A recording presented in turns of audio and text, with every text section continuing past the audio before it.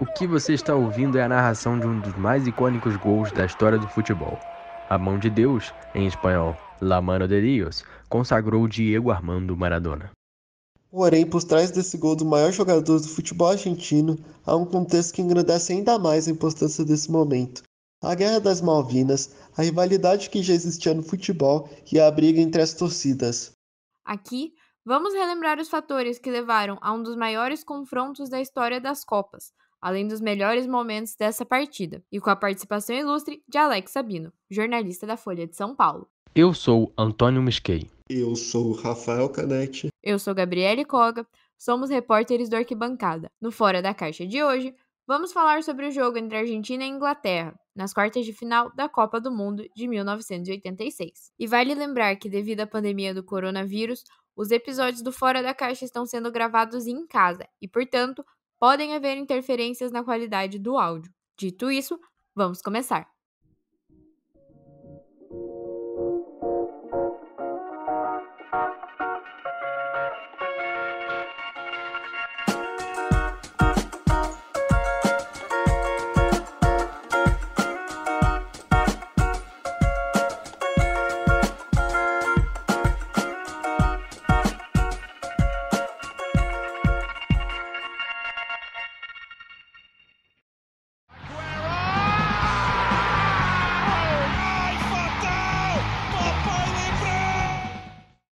A rivalidade entre Inglaterra e Argentina tem uma longa história. Sem dúvida nenhuma, um dos episódios mais marcantes foram as quartas de final da Copa do Mundo de 1966, no estádio de Wembley, em Londres.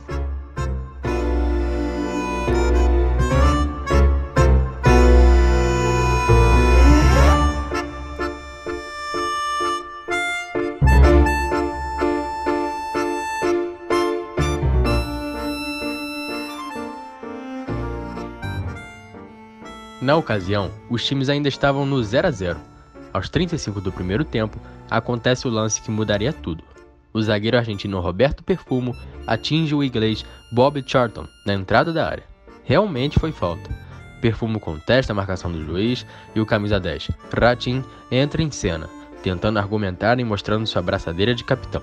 Mas vale lembrar um detalhe importante: o juiz Rudolf Heitlein era alemão e não falava espanhol. Não adiantou reclamar, ele não entendia os argumentos relativos ao lance. O indicador mandou Ratin para fora de campo. O jogador pediu um tradutor e ficou desesperado com a situação, né? Imagina ser expulso de uma maneira tão injusta em um momento tão importante. Afinal, já eram quartas de uma Copa. Mesmo assim, Creighton continua inflexível. Tomou a decisão e ponto. Aí surgem as cenas mais memoráveis da partida. A primeira foi quando o camisa 10 argentino, desolado, sentou no primeiro lugar que viu.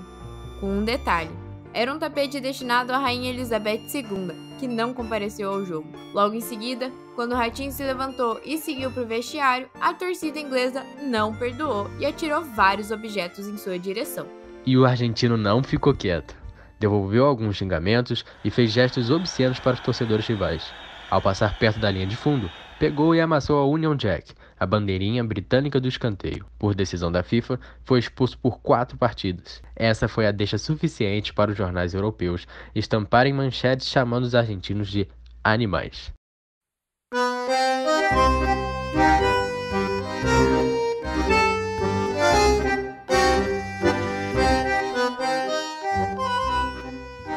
Aos 33 minutos do segundo tempo, o centro-esquerdo inglês encontra o atacante Geoff Hurst, que cabeceia a bola, e aí, gol dos ingleses. Inglaterra 1, Argentina 0.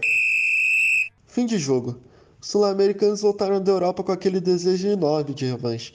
E assim nascia a rivalidade entre argentinos e ingleses, uma das maiores e mais emblemáticas na história do futebol. E as coisas não pararam por aí. Alguns anos depois, na década de 80, o cenário da Argentina não era dos melhores. Realmente, nossos irmãos passaram por um período bem conturbado entre 1976 e 1983. O país enfrentava uma ditadura civil-militar que teve início por meio de um golpe de Estado em 76 e colocou o general Jorge Videla no poder. Foi um regime pautado na desindustrialização, além do endividamento externo e a centralização do poder. Bem complicado essas coisas, né? Fazendo uma contextualização histórica bem rapidinho aqui. Os argentinos viviam em meio a uma crise socioeconômica gigante, o que gerou uma grande insatisfação popular com o governo vigente. Na tentativa de reverter esse cenário caótico e reconquistar o apoio por parte da população, em 1982, o ditador Leopoldo Galtieri decidiu invadir as Falkland Islands, ou seja, as Ilhas Malvinas. Em um primeiro momento, pode até parecer algo meio desconexo com a Inglaterra, mas acontece que as Malvinas estavam ocupadas e sob o domínio da Grã-Bretanha desde 1883. O grande problema foi que a Argentina nunca aceitou a situação, até porque essas ilhas ficam somente a 464 quilômetros do seu litoral. Sim, e foi aí que esse conflito geopolítico começou. Antes de atacar as Ilhas Malvinas, os argentinos foram até as ilhas da Geórgia do Sul e resumidamente colocaram uma bandeira do país lá. Um cientista britânico que trabalhava no local informou tudo o que estava acontecendo e entrou em contato com o governador malvinense.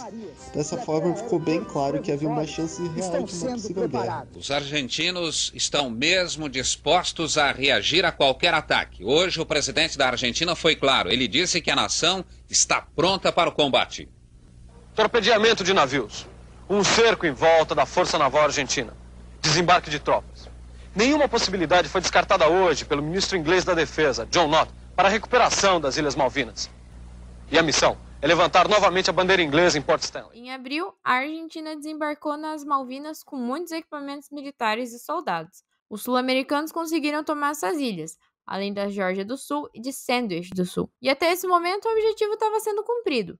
O sentimento patriótico aumentou bastante e o cenário mudou. A superpotência inglesa tinha sido derrotada por um país, teoricamente, mais fraco.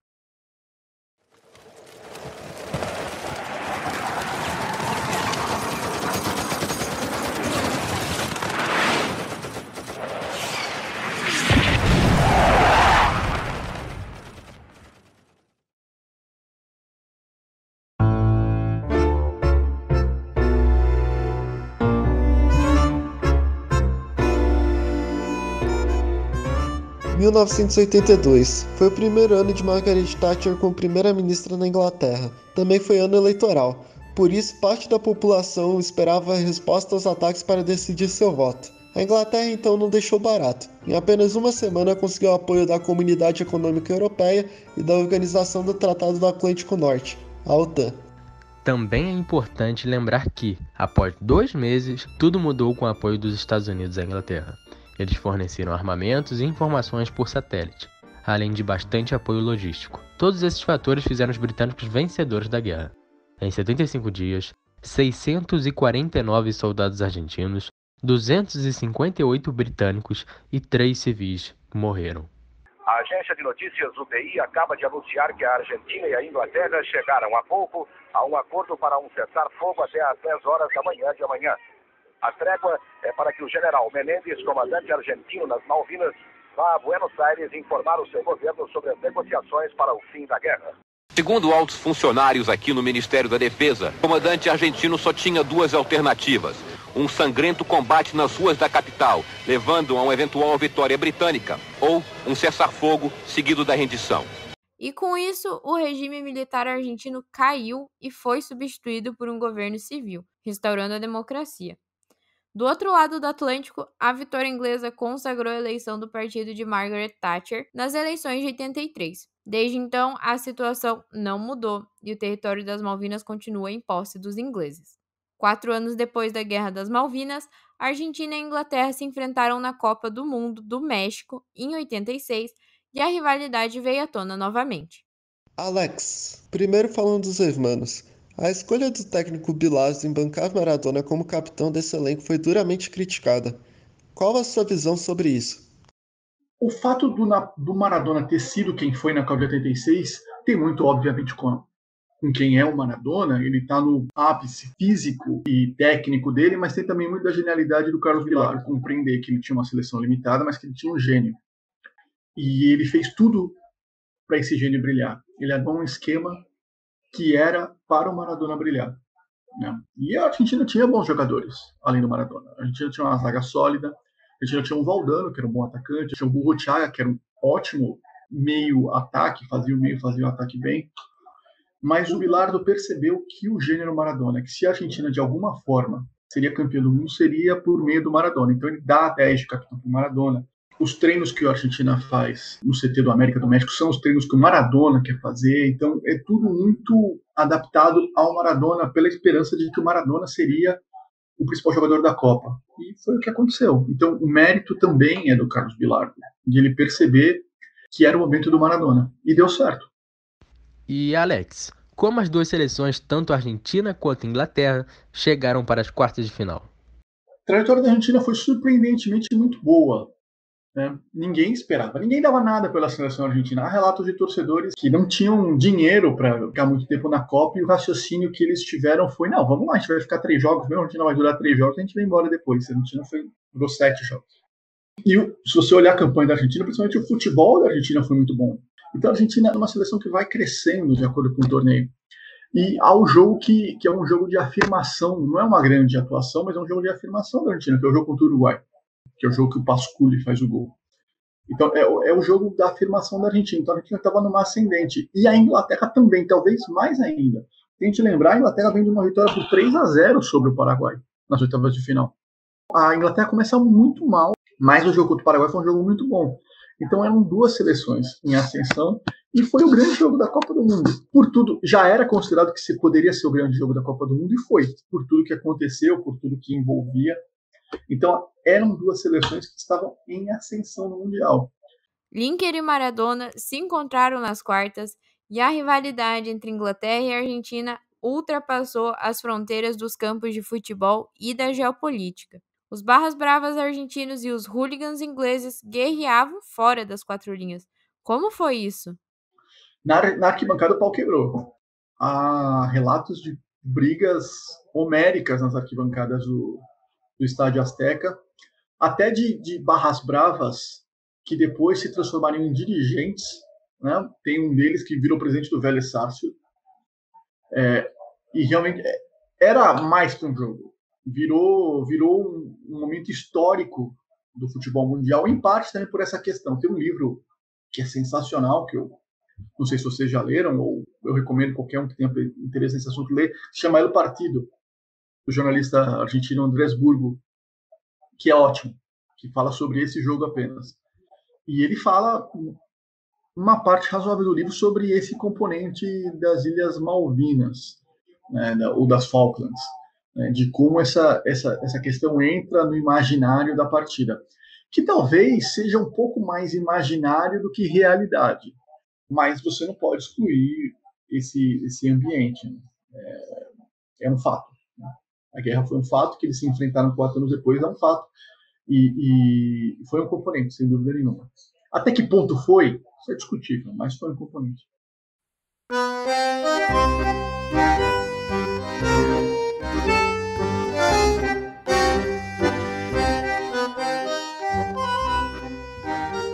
Enfim, com todo esse contexto caótico, vamos ao jogo.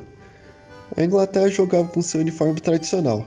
Dos 11 titulares, o centroavante Lineker e o goleiro Peter Shilton, eleito um dos 10 melhores do século XX, se destacavam dos demais. Era um time mediano, mas que funcionava bem na sua proposta de bola na área e gritaria. Se bem que a Argentina também não era um grande time, Rafael. Tinha Valdano na frente, Burruchaga na criação, mas nada à altura da importância de Maradona. Ele terminaria a Copa como vice-artilheiro, isso porque teve um gol muito mal anulado contra o Uruguai, além de 5 assistências e uma incrível e absurda participação em 71% dos gols da seleção, um recorde até hoje. Enfim, era Maradona e mais 10. Ok, vamos fazer a bola rolar. Mais de 115 mil pessoas no Estádio Azteca, recorde de público daquela Copa e muita porradaria entre as torcidas na arquibancada. Mas essa eletricidade toda não se traduziu no campo. No primeiro tempo, raras chances de gol, times bem cautelosos e lapsos de um Maradona iluminado. Real que o primeiro tempo não foi de se encher os olhos, Gabi. Mas sobre Maradona, era ele o único no campo que tentava algo diferente. Arrancadas da defesa, passe de calcanhar, tentava tabelas, mas nada se traduzia em chances reais, por mais que a Argentina fosse mais presente no ataque. A Inglaterra teve uma única chance na falha do goleiro Pulpido, que entregou a bola nos pés de Beardsley, na linha de fundo. Sem ângulo, o inglês chutou pela rede do lado de fora. Enfim, o juiz tunisiano Ali Benasser apitou e o intervalo chegava sem gols. Aliás, desse primeiro tempo, dá para tirar a atuação desse árbitro. Sempre era espalhafatoso nos lances que apitava. Ia correndo e parava de peito aberto para intimidar os jogadores. E olha que ele ainda chamaria mais atenção na segunda parte, mas vamos chegar lá com calma. Apitou, hein? Aqui no Fora da Caixa o intervalo é rápido. Bola rolando para o segundo tempo, com uma Argentina mais incisiva logo de cara, e é aqui que a história começa a ser escrita. Aos 5 minutos, Maradona arranca com a bola, passa por 3, tabela com Valdano, a bola espirra em Steve Hodges e voa.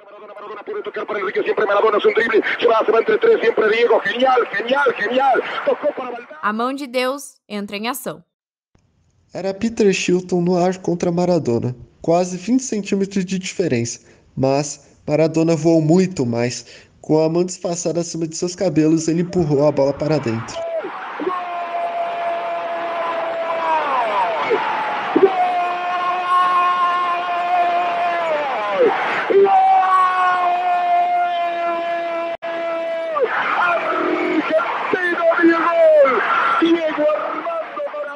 E ainda com essa mão, ele chamava o time para comemorar e disfarçar que o gol foi ilegal.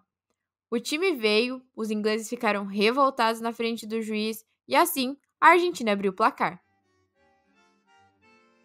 Alex, qual sua opinião sobre esse gol ilegal ser imortalizado? Pode isso, Arnaldo? É difícil essa questão. Eu acho que tem esse componente da viveza, né? Como diz o argentino, da picardia, e que sem dúvida é uma trapaça, né? Uma trapaça, não há o que dizer. E ele criar a expressão que fez com a mão de Deus é um negócio de gênio, né? Cara, é um negócio genial. Ele deu o nome pro gol dele. Pô, quantos jogadores teriam a capacidade de fazer um negócio desse? Obviamente há uma questão ética, não tem como fugir. Ele fez um gol de mão e até hoje tem jogadores ingleses que não aceitam. Terry Butcher, zagueiro, o goleiro Peter Shilton, e tem outros que se reconciliaram com isso, como o Gary Lineker e tal. Mas é um conflito ético, cara. Assim, nem tudo é preto e branco na vida, né? Há muita coisa que é cinza. Esse é um caso clássico. E justamente o Maradona que disse que, quando ele diz aquela frase, na coisa técnica, ele fala que eu sou branco ou negro, nunca vou ser cinza na minha vida. Mas é uma mentira deslavada, que a coisa que mais foi na vida dele foi cinza. E esse é um caso clássico. É o conflito ético, mas é a picardia de ter conseguido enganar todo mundo. Porque quantos viram de verdade que o gol foi com a mão na hora? Quantos? Não muitos. A Inglaterra esboçou alguma reação, mas 4 minutos depois veio o lance que consagrou de vez Maradona na prateleira dos maiores. O cara simplesmente recebe a bola no meio-campo, gira em cima de Reed e Beardsley, finta Butcher, ignora Fenwick e deixa Shilton no chão.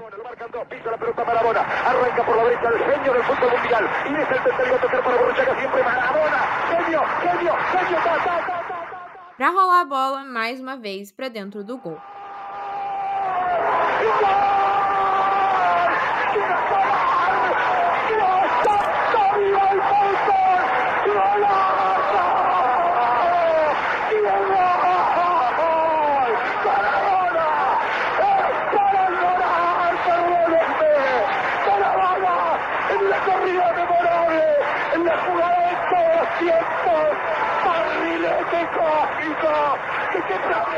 Esse foi eleito o gol do século XX pela FIFA e também é considerado por muitos o maior gol da história do esporte, tanto em beleza quanto em importância.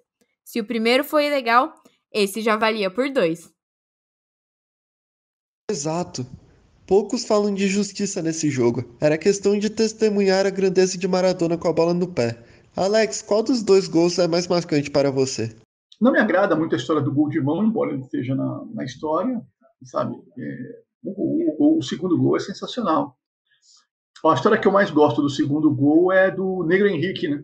Que é o volante da Argentina, que depois do jogo ele fala pro Maradona também, você tinha que fazer esse gol, né? Depois do passe que eu te dei, porque o Maradona pega a bola na defesa de um passe de 2 metros que o Henrique dá para ele, assim, e o Maradona arranca. Fala, também, com o passe que eu dei para vocês, tem que fazer o gol mesmo. Mas é o segundo gol, realmente, o segundo gol é um negócio fantástico. E o mais incrível é que o Maradona quase repete, né? Ele faz um gol muito parecido, um gol semelhante na semifinal contra a Bélgica, de novo. É o segundo gol, entre os dois é o segundo gol. A partir dali, a Inglaterra resolveu jogar futebol, mas no seu estilo tradicional de bola na área de ouro que dá. Os melhores lances vieram em bola parada, mas os ingleses não pareciam reagir. A Argentina tinha o controle do jogo. O jovem Barnes, então, entra lá pelos 30 minutos de jogo para tentar algo, e saiu dos pés dele a reação inglesa.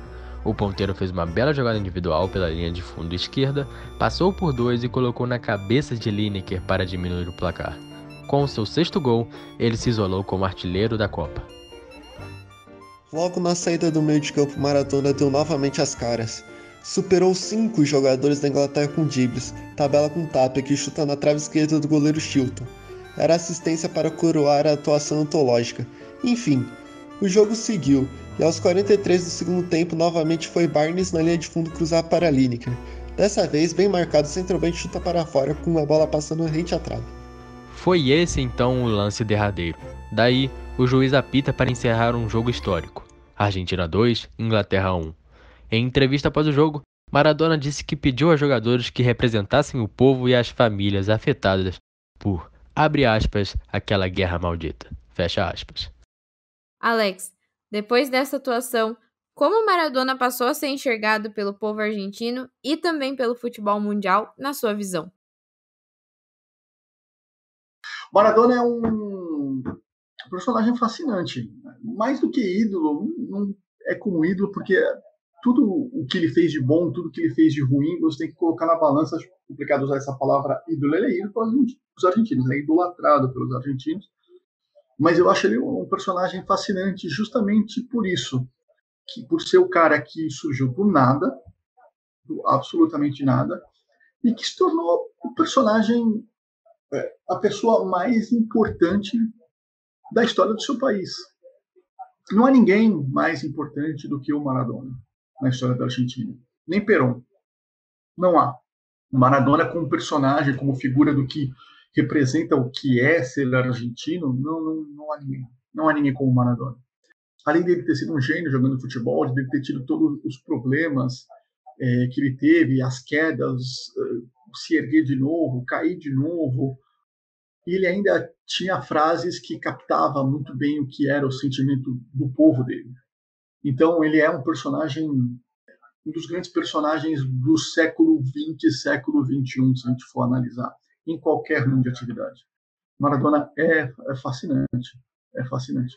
Ídolo não, acho que é muito mais como personagem, até porque para você, acho que você escrever sobre um ídolo é complicado, você se deixar influenciar por isso. Então, ídolo não, mas esse personagem é um personagem top. Diego foi novamente decisivo na semifinal, com os 2 gols da vitória contra a Bélgica, e também na final, com um passe para o gol do título no fim do jogo contra a Alemanha Ocidental. Mas, como disse Perfumo, ex-zagueiro histórico do país, o título da Copa foi secundário. A eliminação da Inglaterra nas quartas de final é, até hoje, considerado o ponto alto da campanha pelos argentinos.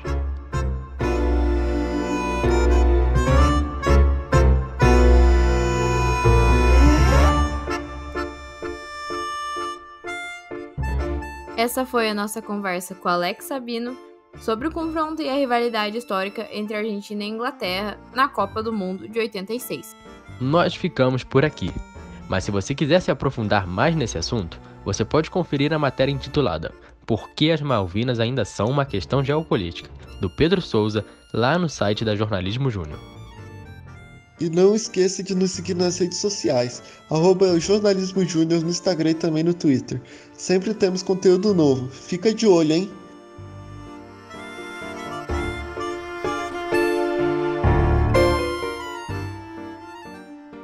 Eu, Miskei. Eu, Rafael. E eu, Gabriele. Fizemos o roteiro desse podcast com assistência dos diretores da Arquibancada, Beatriz Sardinha e Lucas Zacari. A edição é do Renato Brock e do Gustavo Assef. A direção é do Bruno Migliosi, do Gustavo Zanfer e da Nathalie Cavalcante. Agradecemos a sua companhia nesse episódio do Fora da Caixa e até a próxima!